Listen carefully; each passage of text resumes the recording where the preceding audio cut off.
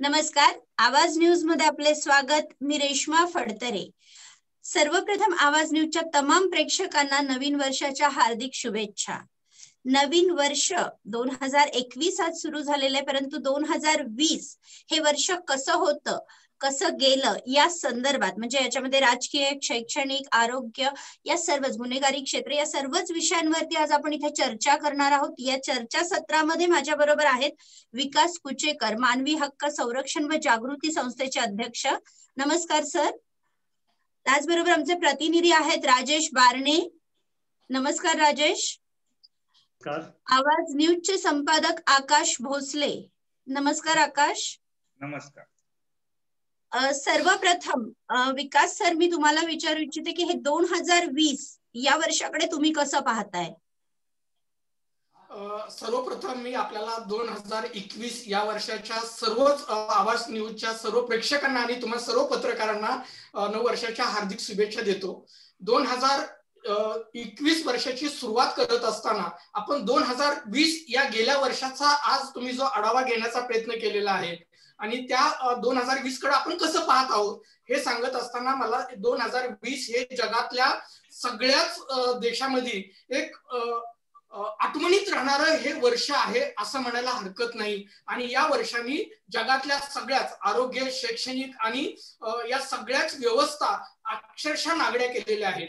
एवढंच नव्हे तर माणसातली माणुसकी पण नागडी करणारी हे 2020 वर्ष आहे असं माझं मत आहे. याचं कारण आपल्याला माहिती आहे की 2020 वरती कोरोना सारख्या जागतिक महामारीने संकट संपूर्ण जगावरती ओढलं होतं आणि त्यात महाराष्ट्रामध्ये या कोरोनाचा पहिला रुग्ण किंवा पहिला उद्रेक 9 मार्च 2020 ला आपल्याला झालेला दिसतो. आणि एवढंच काय तर 17 मार्च 2020 ला महाराष्ट्रात कोरोनाचा पहिल्या रुग्णाचा मृत्यूची नोंद याच महाराष्ट्रात आपल्याला झालेली आहे. आणि भारतामध्ये महाराष्ट्र हे कोरोना बाधित असणारं सगळ्यात मोठं राज्य किंवा संख्या असणारं राज्य आपण या इतिहासामध्ये यशस्वी झालेले आपल्याला पाहायला मिळते. या कोरोनाच्या काळामध्ये जवळ 2020 कडे आपण पाहतोय तर महाराष्ट्राने 2020 सुरुवात करत असतानाच एक आपल्याला राजकीय सत्तांतर किंवा सत्तांतर होत असणारं एक महानाट्य आपल्याला पाहायला मिळालं. आणि हेच महानाट्य पाहत असताना महाराष्ट्रातल्या जनतेने पहाटेची शपथ ही अनुभवली. आणि ज्या पक्षाची विचारधारा वेगळी वेगळी आहे असे विचारधारेचे पक्ष एकत्र येऊन सत्तेसाठी काही करू शकतात हे याच महाराष्ट्राने अनुभवलेलं आपल्याला पाहायला मिळतं. यानंतर महाराष्ट्रामध्ये या कोरोनाच्या काळामध्ये जे संकट उभवलं होतं आणि देश संपूर्ण लॉकडाऊन मध्ये असताना तळ हातावरती पोट असणारे जे कामगार, विस्थापित कामगार वर्गाचा प्रश्न आणि त्या ठिकाणी संचारबंदी लागू असताना त्यांना घरी जाण्यासाठी झालेला त्यांचा जो उद्रेक होता आणि या उद्रेकामध्ये दोन समाजामध्ये तेढ निर्माण होईल अशा पद्धतीचं आपलं मीडियाचं वार्तांकनही याच महाराष्ट्रामध्ये या 2020 मध्ये पाहिलं. एवढंच काय तर आरोग्य व्यवस्थाचा संपूर्ण धिंडवरा काढणारं हे वर्ष आपण अनुभवलेलं दिसलेलं आहे. याचबरोबरती मीडियाची भूमिका खऱ्या अर्थानं जनसामान्याचे प्रश्न समाजाच्या प्रतिबिंब म्हणून असणारी प्रतिमा हे लयास गेलेली या 2020 ने पाहिलेलं आहे. कारण काही गोदी मीडियानी आपल्याला कल्पना आहे की 2020 या वर्षामध्ये एका आत्महत्येला मोठं नाट्य उद्भवलं, एका अभिनेत्याच्या आत्महत्येचं मोठं नाट्य उद्भवलं किंवा साधूची झालेली हत्या याला राजकीय रंग देऊन दोन धर्मामध्ये भांडण लावण्याचाही प्रयत्न या 2020 मध्ये झाला. एकंदर 2020 या वर्षामध्ये बऱ्याच वेगवेगळ्या घडामोडी घडलेल्या आहेत. याच्या पार्श्वभूमीवर जरी कोरोना असला तरी वेगवेगळ्या विषयांमध्ये वेगवेगळ्या प्रकारचं महानाट्य आपण घडलेलं पाहिले. आकाश, तू काय सांगशील या संदर्भात? चला, एकूणच जागतिक कोरोनाचं संकट आणि सर्वात महत्वाचा जो इव्हेंट झाला तो टाळ्या थाळ्याचा. मोदींनी जे काही आवाहन केलं होतं आणि त्यानंतर आपण सर्वजणच रस्त्यावरती येऊन टाळ्या थाळ्या वाजवलेल्या होत्या. आणि तो एक महत्वाचा इव्हेंट मला पहिल्यांदा आपल्याला सांगायचा आहे की तो 2020 मध्ये झालेला होता. एकूणच या कोरोनाच्या संकटामध्ये रेश्मा, ज्यावेळेस हे कोरोनाचं संकट आलं आणि मी पहिला याच्यावरती शो बनवलेला होता की कोरोना संकटापेक्षा जेवढे कोरोनाने बळी जाणार नाहीत तेवढे बळी भूकबळीने जातील असा मी पहिला शो केला होता. आणि आपण जर आकडेवारी जर आपण बघितली तर भूकबळीने अनेक लोक दगावल्याचं आपल्याला याच्यामध्ये लक्षात येईल. दुसरं की जसं विकासजींनी सांगितलं की आपल्याला महाविकास आघाडी सरकारचा जन्म पाहायला मिळाला आणि हा जन्म नाट्यमय असा होता. आपल्याला स्वप्नात सुद्धा वाटत नव्हतं की शिवसेना, राष्ट्रवादी काँग्रेस आणि काँग्रेस एकत्र येऊन असं काहीतरी महाविकास आघाडी सरकार बनवतील. जसं एका बाजूला भाजपला कोल होता, लोकांचा कोल होता, तसं तेवढे आमदार सुद्धा त्यांचे निवडून आलेले होते. मात्र तिघांनी एकत्र येऊन सरकार केल्यामुळं विरोधी बाकावरती भाजपला बसावं लागलं. दुसरी एक गोष्ट जी आपल्याला 2020 मधली विसरता येणार नाही, शरद पवारांचं पावसातलं भाषण आणि शरद पवारांना आलेली ईडी नोटीस आणि त्यामुळं त्यानंतर बदललेल्या सर्व राजकीय घडामोडी हे पण आपल्याला 2020 मधलं नाकारून चालणार नाही. अभिव्यक्ती स्वातंत्र्याचं 2020 मध्ये रेश्मा पूर्ण धिंडवडं उडालेलं आहे. माध्यमांची विश्वासार्हता यावरती नव्याने चर्चा झाल्या, या इथून पुढे सुद्धा व्हायला हव्यात.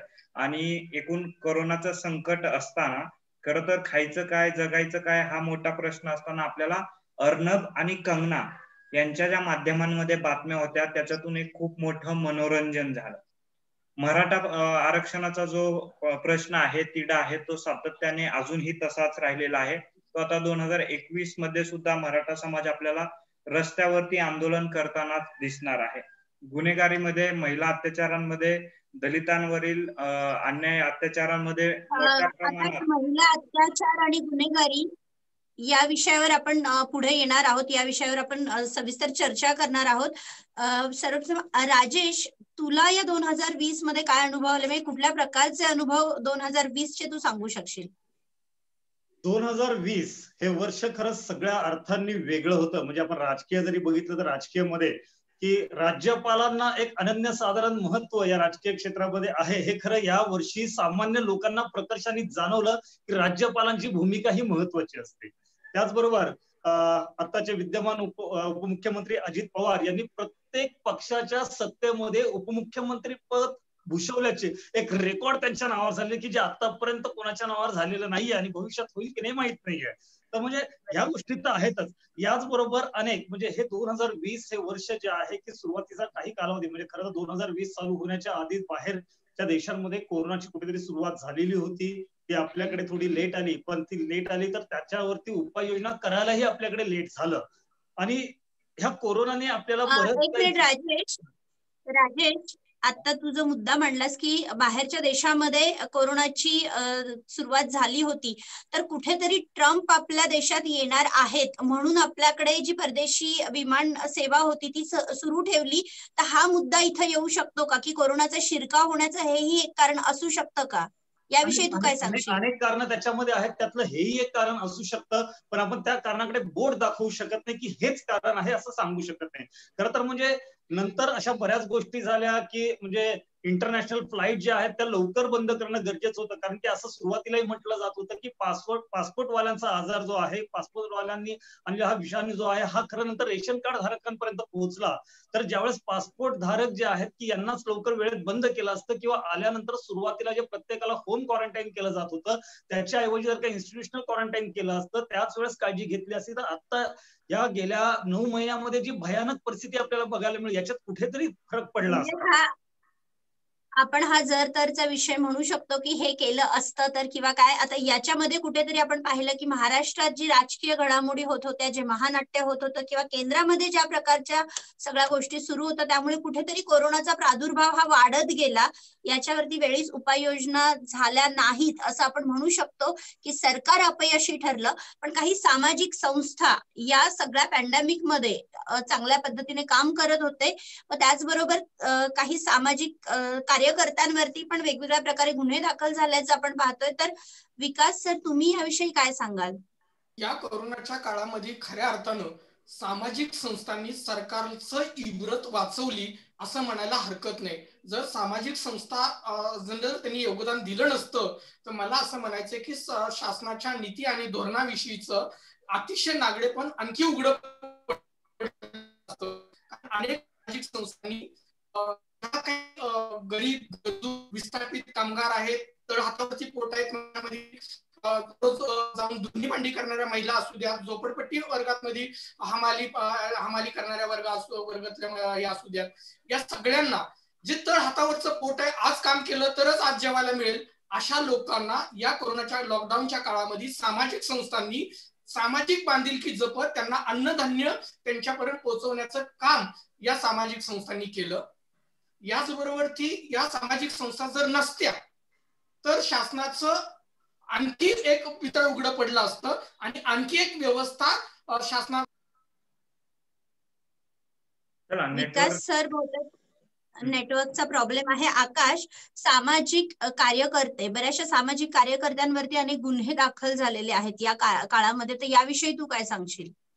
चला, एकूणच आपल्याला माहिती आहे की भीमा कोरेगावला एकूण जो काही भ्याड हल्ला झालेला होता आणि एकूणच एल्गार परिषद आणि भीमा कोरेगावचा जो भ्याड हल्ला झाला होता, हिंसाचार झाला होता, त्याचा एकूणच तपास होत असताना नक्षलवाद्यांशी काही संबंध जोडून काही सामाजिक कार्यकर्त्यांना, पत्रकारांना, जे बुद्धिजीवी आहेत, वकील आहेत, त्यांना अटक झालेली आहे. UAPA सारखी कलम सुद्धा त्यांच्यावरती लावलेली आहेत. हे एका बाजूला आहे. दुसरी गोष्ट अशी आहे की देश पातळीवरचं आता शेतकरी आंदोलन सुरू आहे. एकूणच कृषी विधेयकाला घेऊन ते आंदोलन सुरू आहे. सरकार किती जरी सांगत असेल की हे शेतकऱ्यांच्या फायद्याची विधेयक आहेत, मात्र शेतकरी आज का रस्त्यावरती आहे. या दोन्ही विषयावरती सध्या आंदोलन सुरू आहे भारतभर. हो, आणि मग तिथं कुठेतरी शेतकऱ्यांना खलिस्तानी, पाकिस्तानी ठरवणं, चिनी ठरवणं हे कुठेतरी होत आहे. आणि मग याच्यामध्ये महाराष्ट्रात आणि देश पातळीवरती जी काही आंदोलनं होत आहेत, तर तिथं सुद्धा कुठेतरी जसं लोकशाहीमध्ये संविधानाने जो हक्क दिलाय आंदोलन उपोषणाचा, हे कुठेतरी करताना सामाजिक कार्यकर्त्यांवरती मोठ्या प्रमाणात गुन्हे सुद्धा दाखल झाल्याचं आपल्याला दिसून आलं. आता या पॅन्डेमिक मध्ये 2020 या कालावधीमध्ये गुन्हेगारीचा आलेख कुठेतरी आपल्याला वाढताना दिसतोय. महिला आणि बालिकांवरचे अत्याचार, गुन्हेगारी क्षेत्रात वाढ झालेली आहे.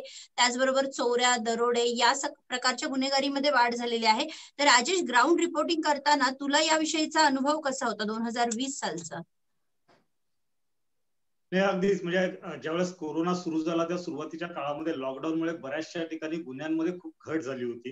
कारण लोक बाहेर नव्हती, त्यामुळे गुन्हेही घडत नव्हते, चोऱ्याही चं प्रमाणही कमी होतं. पण जसं जसं अनलॉक सुरू झालेलं आहे तेव्हापासून या गुन्ह्यांमध्ये वाढ झालेली आहे आणि भविष्यामध्ये ही वाढ आणखीन होण्याची भीती निर्माण झाली आहे. कारण या कोरोनाच्या काळामध्ये अनेक लोकांच्या नोकऱ्या गेलेल्या आहेत, त्यांच्या उदरनिर्वाहाचा गंभीर प्रश्न निर्माण झालेला आहे. आणि याच्यामध्ये ह्या अनेक गुन्हे आणि हाताला काम नसल्यानंतर अपप्रवृत्तींकडे माणूस लवकर वळतो, त्यामुळे अनेक घटना अशा घडताना समोर येतात. आपण जर का बघितलं तर म्हणजे एकीकडे एक 2.5 वर्षाच्या मुलीवरती बलात्कार करून तिचा खून केला जातो, तर दुसरीकडे जुळ्या मुली झाल्यानंतर 1.5 महिन्याच्या मुलीला आई स्वतः तिला पाण्याच्या टाकीत बुडवून मारते. म्हणजे अशा प्रकारच्या अपप्रवृत्ती आपल्याला दिसतात. म्हणजे आपण फक्त असं म्हणू शकत नाही की कुठेतरी एक विशिष्ट समाज किंवा विशिष्ट वयोगटाकडनं हे गुन्हे घडले जातात. गुन्हे हे प्रत्येकाकडनं, प्रत्येक मनोवृत्तीच्या लोकांकडनं हे गुन्हे घडतात आणि या गुन्ह्यांमध्ये भविष्यामध्ये आणखीन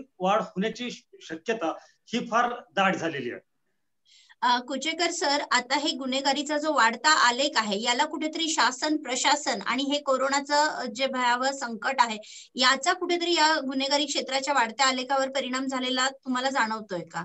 तुमचं याविषयी मत काय?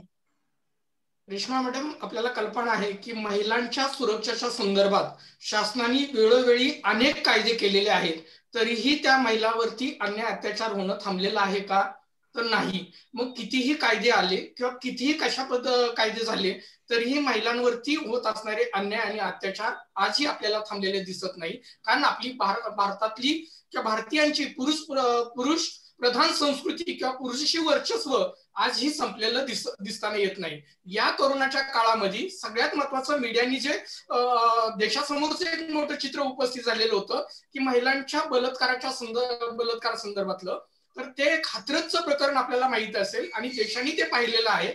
त्याच्यामध्ये पोलिसांची व्यवस्था, पोलिसांनी किंवा ज्या काही तपास यंत्रणेनी ठेवायची काळजी याचंही नागडेपण आपल्याला उघड झालेलं आपल्याला बघायला मिळालेलं आहे.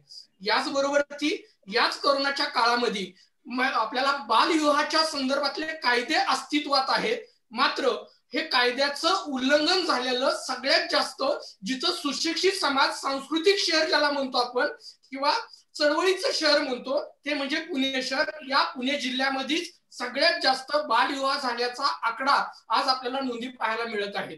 आणि त्यानंतर मात्र मग मराठवाड्यामध्ये बीड असू द्या, उस्मानाबाद असू द्या, लातूर असू द्या, सोलापूर असू द्या, या ठिकाणी आपल्याला बालविवाह झाल्याचं या ठिकाणी आपल्याला दिसून येते. म्हणजे सगळ्यात महत्वाचं की गुन्हेगारीचा वाढता आलेख, याच्यामध्ये समाजाची मानसिकता बदलणं सगळ्यात महत्वाचं आहे. त्याचबरोबर हे कोरोनाचं संकट असेल की जसं राजेश म्हटलंय की त्याच्यामध्ये वाढ झालेली आहे गुन्हेगारी क्षेत्रामध्ये, परंतु समाजाची मानसिकता बदलणं जास्त महत्वाचं आहे. आकाश, तुला याविषयी काय वाटतं?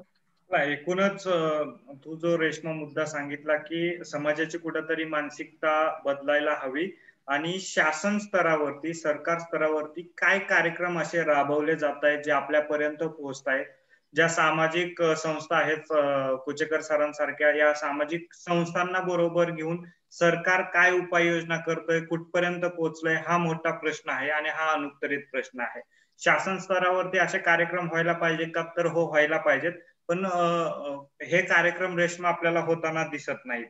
दुसरी गोष्ट की एकूणच या 2020 सालामध्ये एका बाजूला कोरोनाचं संकट असलं तरी चोरी दरोड्याची प्रकरणं मोठ्या प्रमाणात वाढली, कारण एकूणच खायचं काय म्हणजे हा प्रश्न उपस्थित झाला आणि आपल्याला मानसशास्त्रीय दृष्टिकोनातून सुद्धा या चोऱ्यांकडे, दरोड्यांकडे पाहता येईल. दुसरा मुद्दा की महिलांवरच्या अन्याय अत्याचारामध्ये मोठ्या प्रमाणात वाढ झाल्याची आपल्याला दिसून येते. एका बाजूला आपल्याला सांगतायत की शक्ती कायदा येतोय, जो आरोपी असेल, जो त्याबाबत जबाबदार असेल त्याला 30 दिवसामध्ये, 60 दिवसामध्ये त्याला सजा होईल, मृत्यूदंडाची सुद्धा शिक्षा होईल असं सुद्धा त्याच्यामध्ये सांगण्यात येत आहे. मात्र हे अंमलबजावणी करणारं जे प्रशासन असणार आहे त्यांना कितपत सूट असणार आहे, किंवा आपण अनेक उदाहरणं विकासजी चांगलं सांगतील की विकासजी एखादा असं सेन्सिटिव्ह संवेदनशील प्रकरण घडलं, ज्या व्यक्तीकडं, ज्या अधिकाऱ्याकडे तो तपास आहे, आपल्याला दिसून येतं की राजकीय दबावापोटी त्या तपास अधिकाऱ्याची कुठेतरी बदली होऊन जाते आणि मग पीडित जी व्यक्ती आहे त्या व्यक्तीला न्याय कधी मिळणार आहे? म्हणजे हा मोठा नाही, आता याच संदर्भात विकास सर, मला तुम्हाला विचारायचंय, महत्वाचं एकच की याच्या एकच 30 सेकंद फक्त, याच्यामध्ये महिलांबरोबरच दलित, अन्याय अत्याचार, जे मागासवर्गीय आहेत त्यांच्यावरती सुद्धा मोठे हल्ले वाढलेले आहेत. एकूणच जे आपण एका बाजूला म्हणतोय की आंतरजातीय विवाह केल्यानंतर काय सजा मिळते हे सुद्धा आपल्याला 2020 मध्ये पाहायला मिळालं. बरोबर आहे. हा खरं तर 2020 चा मुद्दा नाहीच आहे, हा मुद्दा पूर्वापार चालत आलेला आहे, परंतु या 2020 मध्ये याचा प्रमाण कुठेतरी वाढलेलं आपण पाहिले.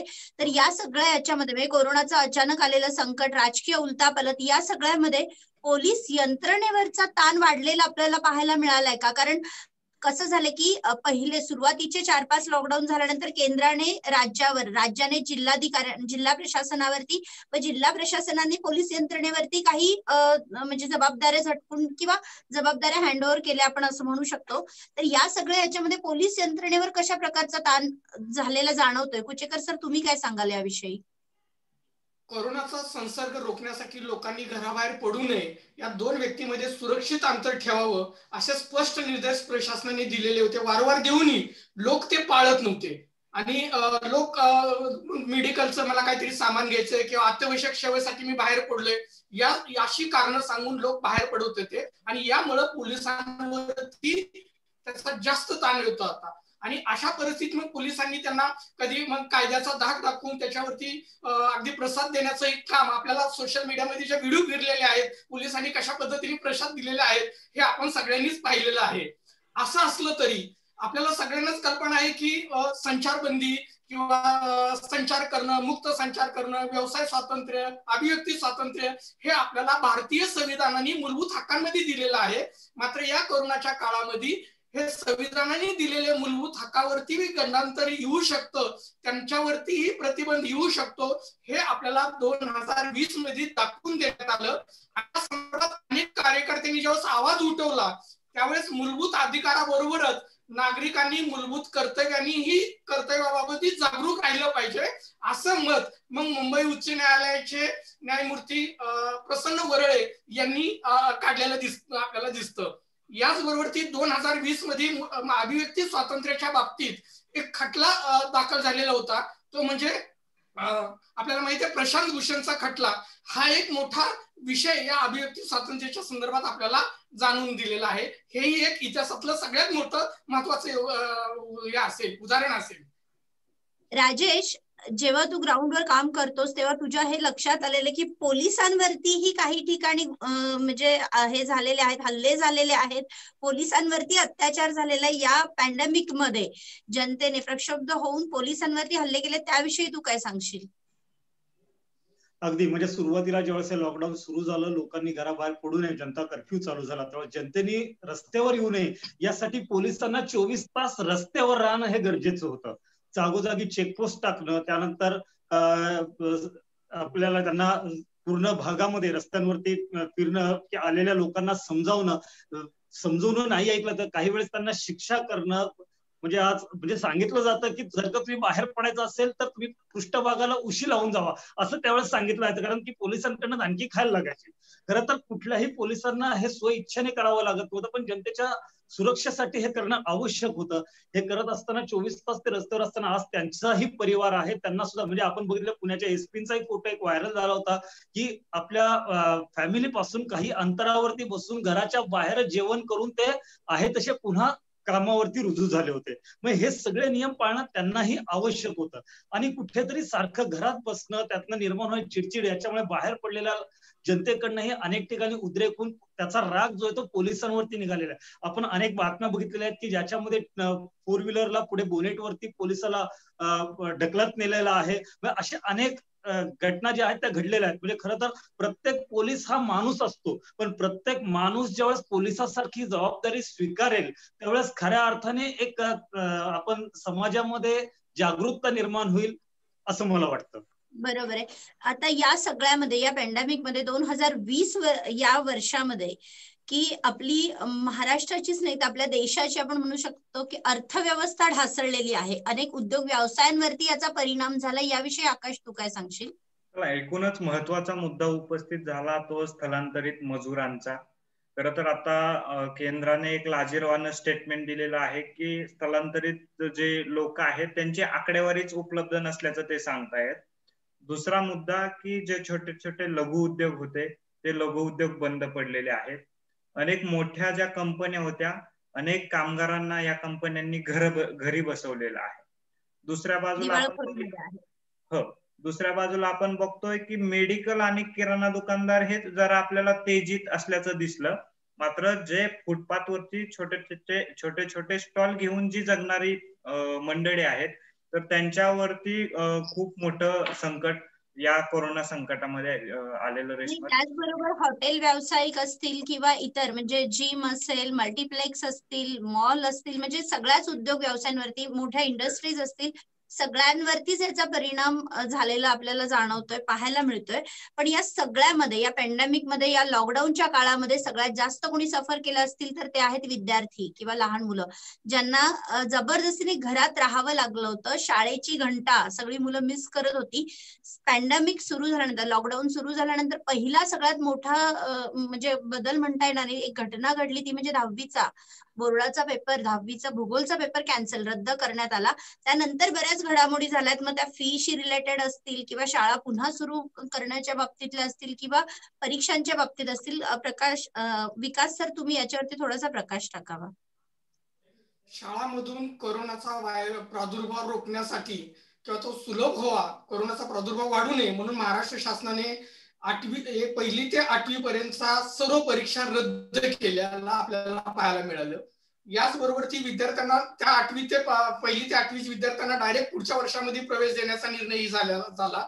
याचबरोबर ती याचाच उपाययोजनाचा भाग म्हणून विद्यापीठ, महाविद्यालयीन आणि सीएटी या कक्षाच्या नियोजित वेळेत ठरलेल्या परीक्षा पुढे ढकलण्यात आल्या. आणि या संदर्भात मुंबई विद्यापीठाचे कुलगुरू डॉक्टर सुहास पेडणेकर आणि पुणे विद्यापीठाचे कुलगुरू डॉक्टर नितीन करमळकर त्याचबरोबर ती SNDT विद्यापीठाच्या कुलगुरू शशिकला वंजारी, कोल्हापूर विद्यापीठाच्या कुलगुरू देवानंद शिंदे आणि तंत्र शिक्षण विभागाचे संचालक डॉक्टर अभय वाघ आणि उच्च व तंत्र शिक्षण विभागाचे संचालक धनराज माने यांच्या नेतृत्वामध्ये एक कमिटी नियुक्त करण्यात आली आणि या कमिटीचा एक अहवाल तयार करून तो उच्च व तंत्र शिक्षण सचिव आणि उच्च व तंत्र शिक्षणाचे मंत्री उदय सामंत यांना देण्याचा निर्णय देण्यात आला.